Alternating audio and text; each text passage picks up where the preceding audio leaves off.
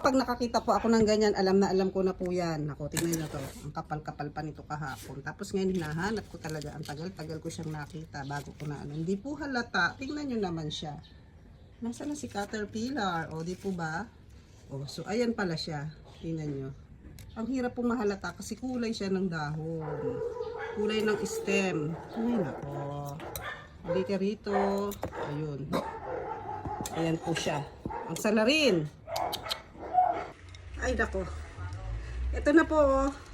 Yung pinapak ng ating caterpillar. So, akala ko yung mga nasa soil lang ang kanilang kinakain. Pati itong nasa water, oh. Kaya papalitan na rin po natin ng tubig. Ay, grabe mga caterpillar po. Ayan, ako. Ayan, oh. Ito nyo po. Walang patawad itong mga caterpillar na ito. So, ayan. Ayan, tignan nyo po. Ang dami nilang ano, yung pupo, oh, yung itim-itim. Ayan, yung parang paminta. Oh, pupo po yan ng caterpillar.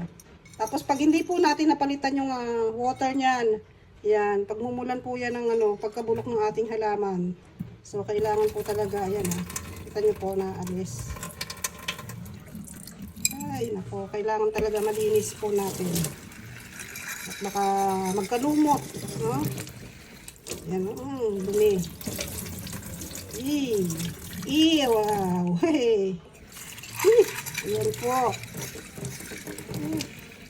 Buti po na-check po natin agad. Kasi nga nakita ko po may mga marka ng pupo dun sa table, sa pinaglalagyan. O, yan. Linis lang po natin.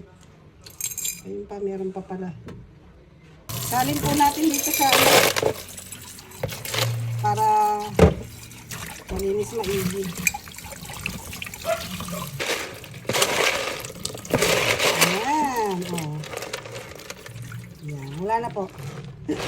Linis na, linis na. Ano natin. Yan.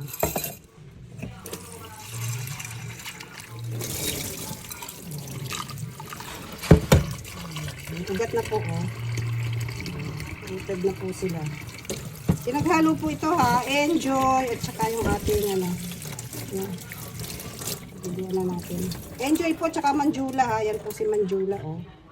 Yan. Maliliit naman po. Yan. Si Enjoy. Pareho ko po yung, ano, favorite na mga photos.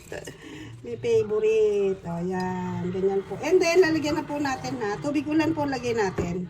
So, yan. Mas maganda po kasi ang tubig ulan.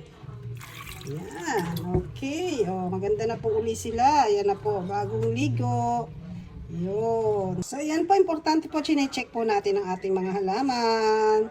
Thank you po yan. Just sharing. Ang inyong plant liner. Sharing is caring.